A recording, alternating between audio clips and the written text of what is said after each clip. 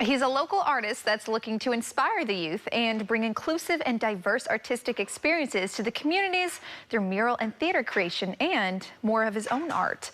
Joining me now is artist Pedro Lopez. Pedro, thank you so much for joining us today on Live in the Bay. Thank you for having me, Olivia. Yes, excited to talk about your artistic career, you as an artist, and so grateful, but you actually brought a few pieces with you today. But before we get into the pieces, can you tell me when you first discovered you had a love for art and really wanted to chase after it as a career? Yeah, it's been a long ride, long road about my love for art. My love for art began at a very young age.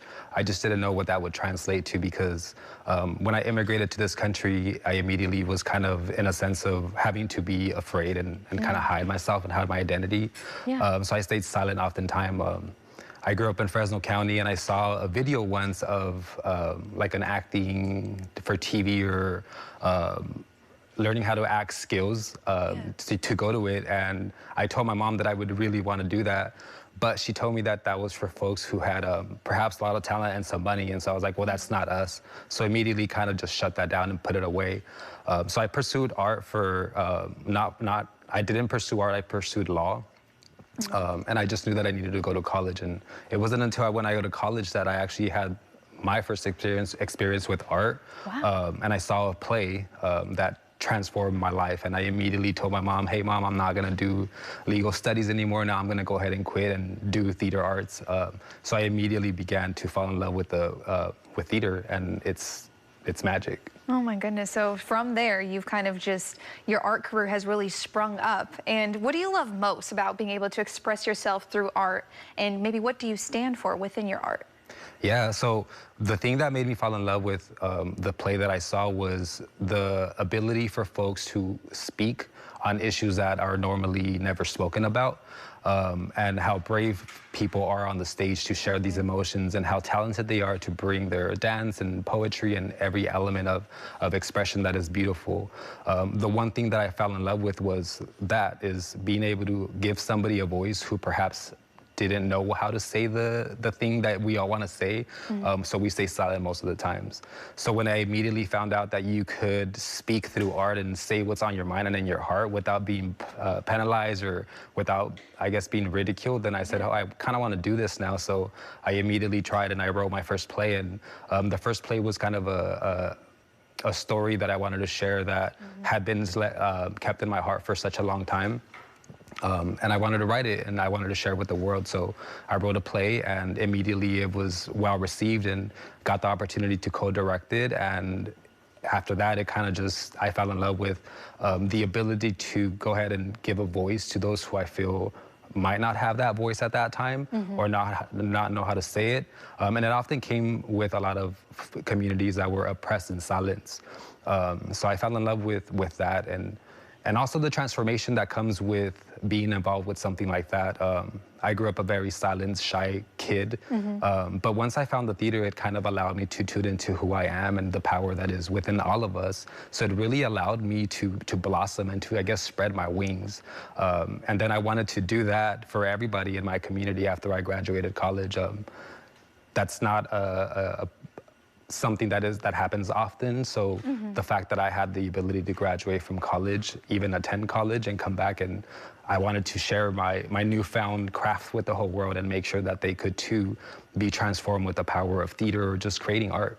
Well, you have done so much transformation, not only within yourself, but within the community. I know you speak so highly of the community and how you want to inspire, especially the youth, through your artwork.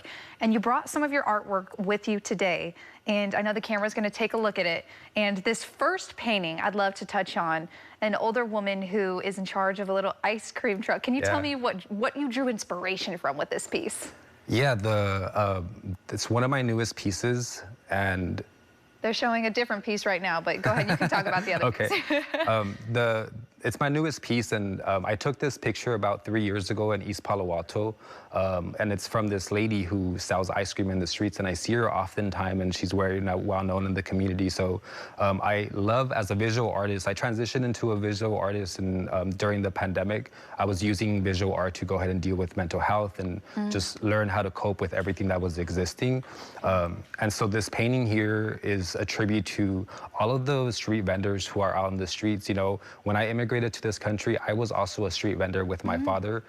We would sell oranges in street corners in San Francisco in the Mission District back in 1990.